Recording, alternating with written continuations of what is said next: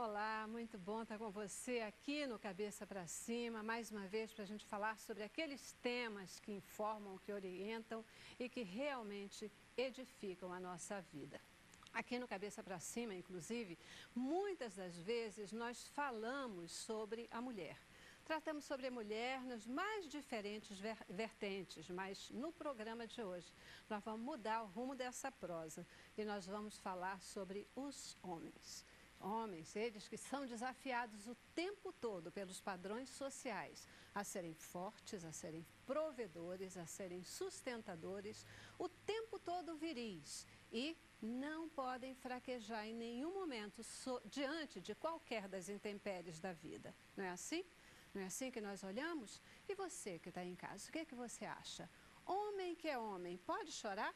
Pode sair por aí demonstrando os seus sentimentos? Ou ele tem realmente que ser forte o tempo todo?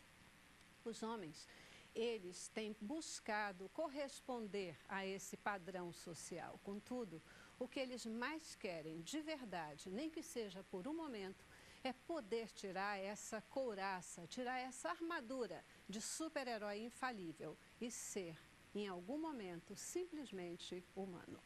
No Cabeça para Cima de hoje, nós vamos falar sobre masculinidade e, preferencialmente, a masculinidade sob o ponto de vista cristão. Começamos com o nosso informativo e a gente tem um time muito especial para conversar conosco hoje. Os homens precisam ser fortes, responsáveis pela manutenção do sustento, da proteção, das decisões, da virilidade, do desenvolvimento profissional e da postura firme diante dos problemas da vida.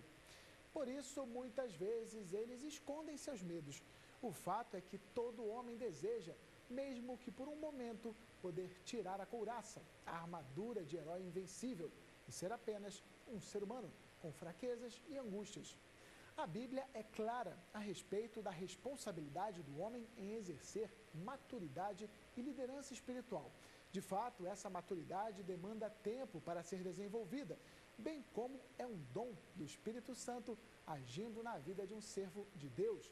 Um homem tem de estar pronto para liderar a sua esposa e filhos, de um modo que honre a Deus, demonstre piedade e caráter cristão e leve a sua família a desejar a Cristo e a buscar a glória de Deus. É isso aí, né? A gente sempre tem aí já uma receita, uma definição.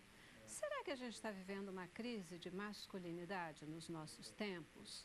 Como é que fica essa história? Vamos conversar sobre masculinidade cristã no programa de hoje. Gente especial, começo apresentando a vocês o Alexandre Mota. Ele que é teólogo, fundador e líder do Ministério Homens de Valor da Igreja Batista Central da Barra da Tijuca, aqui no Rio de Janeiro. Obrigada por voltar aqui ao Cabeça para Cima. Obrigado, Celeste. Agradeço a oportunidade. Espero que a gente possa estar discutindo assuntos relevantes nesse tema que é super atual. Bacana, né? Você já tem aí um trabalho voltado para homens de valor. Sim. E hoje a gente vai aqui conversar sobre essa questão da masculinidade. Né? Será um prazer. Também conosco Ana Maria de Brito, ela que é jornalista, terapeuta familiar e é também bispa da Igreja Sara Nossa Terra, no Recreio dos Bandeirantes, aqui no Rio de Janeiro. Delícia ter você aqui no programa hoje, Ana. Uma alegria de estar aqui e muito desafiada, né, por um tema tão importante, tão desafiador. Bacana, bacana, né? Você, dentro das duas ênfases que a gente vai querer trabalhar, né? Porque você é bispa, Sim. é uma pastora. Isso.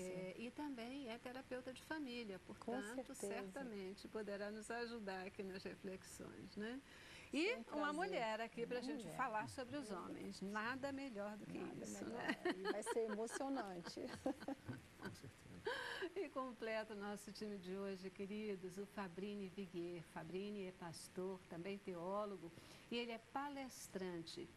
E ele é autor do livro Ser Homem, um guia prático para a masculinidade cristã. Muitíssimo obrigada tê-lo aqui no programa, também um prazer para a gente. Agradeço o convite, é um prazer estar com vocês aqui. Espero contribuir de alguma forma para o nosso debate e para ajudar quem nos assiste. Por toda expectativa do mundo. Você escreveu um guia prático de masculinidade, então Responsabilidade vamos imensa, falar né? sobre essa questão Vai ser um prazer. hoje aqui, né? Com Obrigado. certeza. É engraçado, né? Porque realmente a gente fala muito da mulher, do papel da mulher, do perfil da mulher na sociedade, a dependência da mulher em relação ao homem, o tempo todo, mas muito mais raramente a gente fala sobre os homens e sobre o papel dos homens na sociedade, né? Como é que fica para os homens? É muito pesado esse papel, essa exigência que se tem o tempo todo de que o homem seja esse cara assim, né, forte, o provedor, ele não pode fraquejar, ele tem que estar lá na liderança, super-homem mesmo, né? Como é que é? Isso é pesado? Olha, o que existe hoje é um clamor por essa presença na sociedade. Esse movimento de ausência, esse fato de ausência de uma virilidade mais positiva vem acontecendo gradualmente. Até a Revolução Industrial, o homem era muito presente na formação dos filhos, e não só dos seus próprios filhos. Porque, enquanto artesãos viviam todos dentro da própria casa, sobrinhos, primos, parentes estavam sempre juntos na formação. Então, até esse período da história humana, o homem sempre foi muito presente na formação daqueles que seriam os líderes de suas casas. Era comum, por exemplo, antes da Revolução Industrial, que as cartas dos filhos para as suas casas durante a guerra fossem destinadas aos pais. As escolas também, quando tinham alguma coisa para tratar a respeito do aluno, as cartas também eram dirigidas aos homens.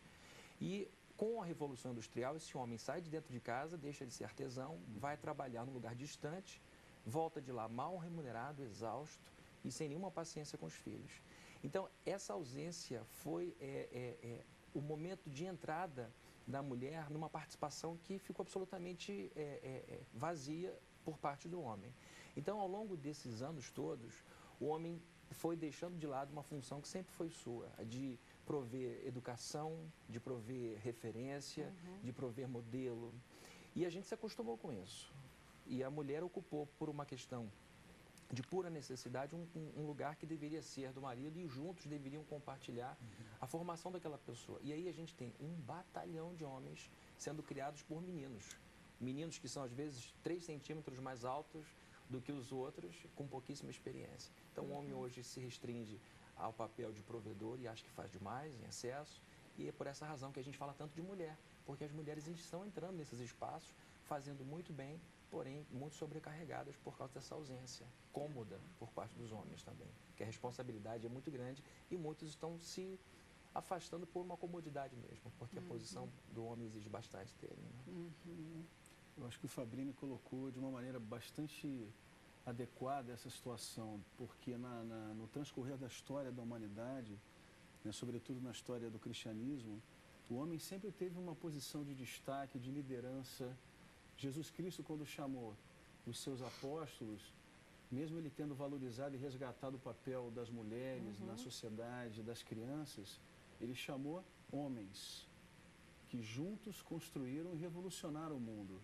E a partir do que você colocou, que acho que é muito pertinente, né, Revolução Industrial, o homem começou a assumir um papel cada vez mais de ausência do lar. Foi a primeira vez da história humana.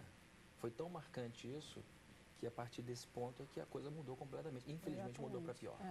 Com certeza. E essa ausência, de uma certa forma, ela tem afetado, né, a estrutura familiar.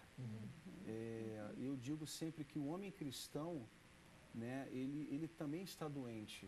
Ele está sendo envolvido por essa onda, né, de falta de tempo. A gente é escravo do relógio, a gente é escravo dos compromissos.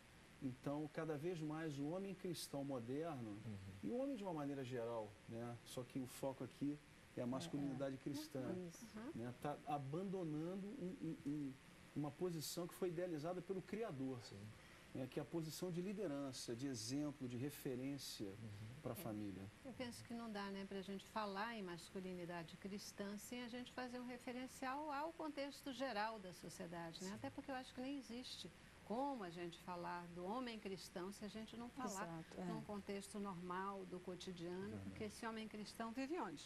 Né? Ele vive no mundo real, no mundo cristão e não cristão, em relação à família. Eu quero te ouvir um pouquinho, Ana Maria, antes de fazer o meu comentário. Na verdade, o que eu sinto que as mulheres realmente estão sobrecarregadas e estão mais estressadas, estão com mais problemas de vício. A época agora acabou de lançar uma reportagem dizendo que as mulheres estão bebendo mais do que os homens, inclusive. Eu creio que esse descompasso dos papéis realmente tem afetado muito, não só os homens, afetado as mulheres e indiretamente, aliás, indiretamente não, diretamente afetado os filhos. Eu creio que realmente nós estamos vivendo uma crise, mas eu acredito que a crise sempre é um momento muito bom. Apesar do caos, eu estou muito esperançosa de nós encontrarmos um equilíbrio no papel do homem e no papel da mulher para que eles possam realmente formar uma unidade. Por quê? Eu creio que os excessos levam à polarização. O excesso do machismo histórico levou as mulheres a irem para o extremo. Então, nós fomos para um extremo, uma reação muito forte e trazendo consequências graves. Mas eu estou muito esperançosa de que esse diálogo, né, franco, honesto, não mais cheio de estereótipos, que a gente possa construir papéis de uma maneira saudável. Que é uma coisa interessante que a gente trabalha na terapia de família. A saúde de uma família depende de cada um estar no seu lugar, simples assim. Perfeito. Eu acho que você acabou colocando aí as palavras principais do que eu gostaria de devolver em termos de provocação a vocês, né? Porque eu acho que a palavra-chave é equilíbrio mesmo, né? Equilíbrio ao longo dessa história toda, porque o sentimento que a gente tem é um pouco dessa coisa do homem meio perdido. A mulher também está, mas parece que ela sabe mais, um pouco mais para onde ela está indo, onde ela quer chegar. E os homens, eles estão um pouco perdidos. Mas talvez perdidos por estar com sentimento de perda real, de algo que não deveria ser perda. Será que essa visão de que o papel do homem é ser o provedor, do tipo, é ele que tem que ser o provedor, do tipo, é ele que tem que ser o modelo de educação dos filhos. Será que isso é um papel tão só desse homem? Será que não é esse peso, tamanho, ou desse isolamento do que foi atribuído a ele, e que agora se diz, vamos compartilhar, e ele não está sabendo compartilhar quando ele não precisa, quando ele não pode, ou quando ele tem que dividir esse papel, ele se sente menos másculo, e aí entra numa crise de masculinidade? Um ponto muito importante que foi abordado aqui por você, Celeste. Quando Deus criou o homem e a mulher, Ele os fez de maneira distinta. As peculiaridades do homem e da mulher estão separadas, mas ambos têm em comum o que é de Deus, a imagem e semelhança. Então, quando o homem e a mulher se unem no casamento, eles têm uma experiência espetacular de conhecerem no outro. Por exemplo, o homem conhece na mulher os aspectos de Deus que só se manifestam na mulher, e a mulher conhece no homem aspectos de Deus que só o homem expressa.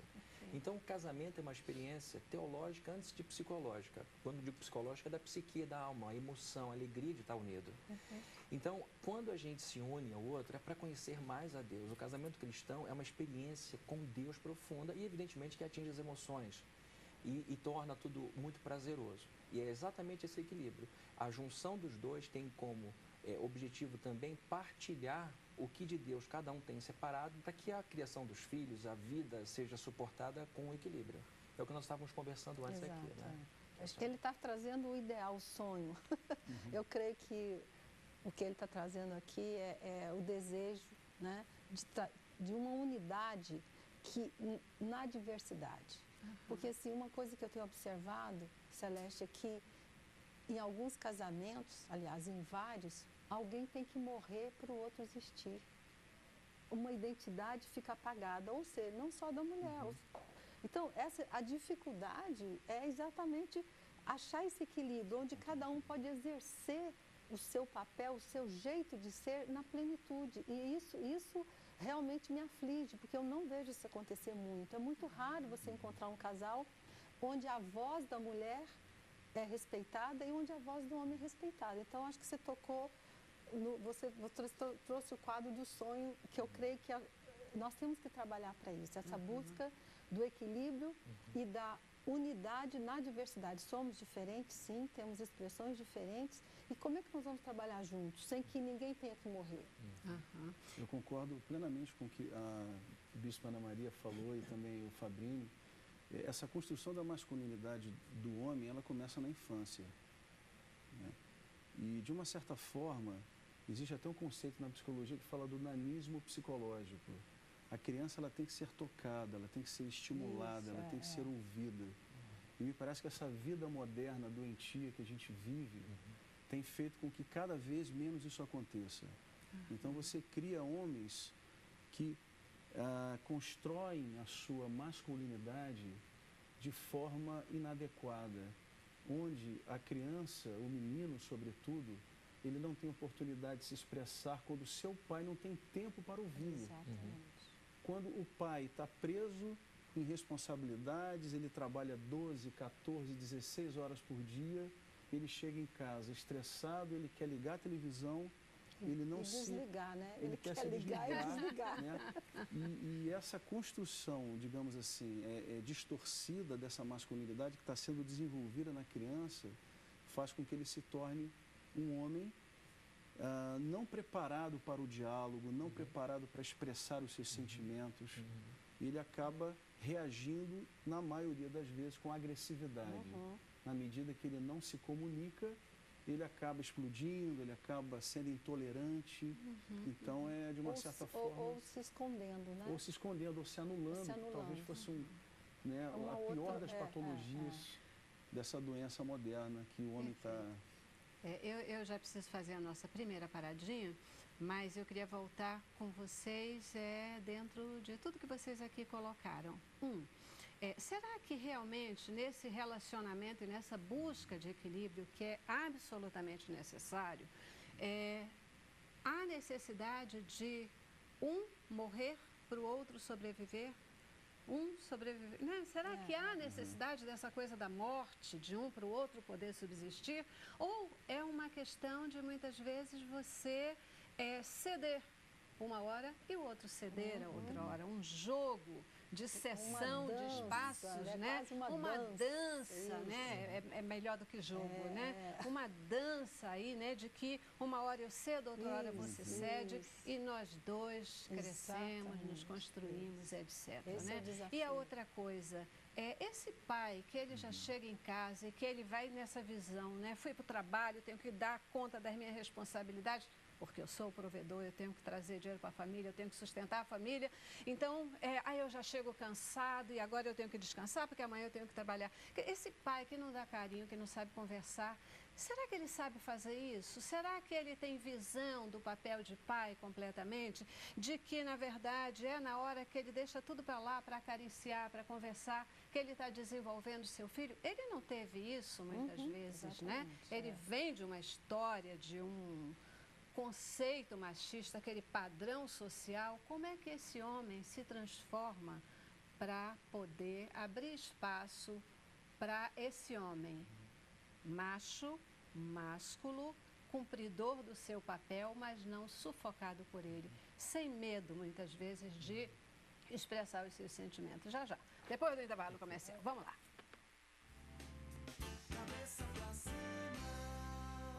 Eu quero mais.